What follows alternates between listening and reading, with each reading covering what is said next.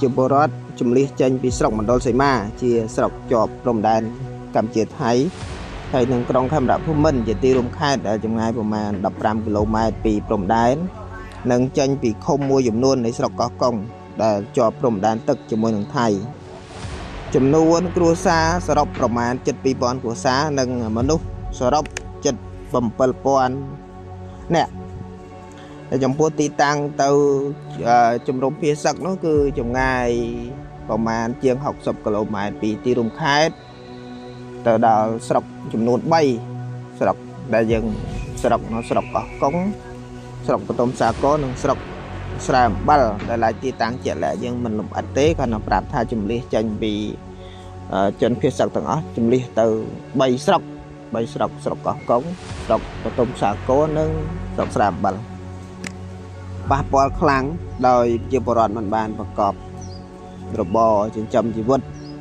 លក់ដូរប្រចាំថ្ងៃនិងទៅបំពេញការងារជូនក្រុមហ៊ុនឯកជនរបស់ខ្លួនគឺប៉ះពាល់ខ្លាំងមែនទែនដោយសារការរត់ភាសឹកនេះប៉ះពាល់ផ្លូវចិត្តប្រជាពលរដ្ឋខ្លាំងមែនទែនដោយម្នាក់ភ័យព្រួយអារម្មណ៍មិនមូលរកអដាលជួបប្រទះទេខេត្តកោះកុងជាពិសេសការរត់ភាសឹករត់កិច្ចក្របផ្លោងទាំងកដាត្រៀតម៉ោង2ទៀបភ្លឺនេះគឺភ័យខ្លាចធ្វើប៉ះពាល់ស្ទះអារម្មណ៍ប៉ះពាល់ខ្លាំងមែនទែនយោបល់ខ្ញុំពេលនេះក្នុងនាមខ្ញុំជាសមាជិកក្រុមប្រឹក្សាខេត្តម្នាក់សូមឲ្យពុកម៉ែបងប្អូនដែលកំពុងភាសឹកគឺថែរក្សាសុខភាពផ្លូវកាយសុខភាពផ្លូវចិត្តនិងចូលរួមសហការជាមួយនឹងអាជ្ញាធរមូលដ្ឋានអាជ្ញាធរនៅតំបន់ភាសឹកនិងតាមដានព័ត៌មានផ្លូវការរបស់រដ្ឋបាលខេត្តខ្ញុំយល់ពីទុក្ខកង្វល់ក្តីបារម្ភរបស់ពុកម៉ែបងប្អូនស្តីពីសម្ភារៈដែលកំពុងតែចាក់សោនៅផ្ទះនិងបារម្ភពីមុខរបររកទទួលទានប្រចាំថ្ងៃដើម្បីរស់រានមានជីវិតប្រចាំថ្ងៃនិងបំពេញកាតព្វកិច្ចផ្សេង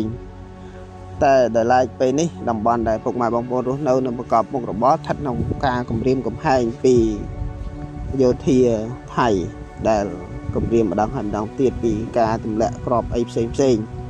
ចឹងស្ថានភាពពេលនេះគឺត្រូវថែសុខភាពរក្សាជីវិតឲ្យគង់សិនថវិការកបានពេលក្រោយទេព្រោះនៅក្រុងស្រុកមួយចំនួនដែលជាប់ព្រំដែនដោយខេត្តយ៉ាងដែរមានការទម្លាក់គ្រាប់បែកពីយន្តហោះចម្បាំង F16 ទម្លាក់ធ្វើឲ្យគ្រោះថ្នាក់ប៉ះពាល់ដល់ជីវិតទាំងកងកម្លាំងនិងជនស៊ីវិលសារនេះសូមពុកម៉ែបងប្អូនបន្តគោរពតាមការណែនាំរបស់រដ្ឋបាលខេត្តក៏ដូចជាអាជ្ញាធរពាក់ព័ន្ធសិនរក្សាជីវិតឲ្យគង់ដើម្បីបន្តទៅមុខទៀតនេះជាយោបល់ខ្លីៗរបស់ខ្ញុំសូមអរគុណ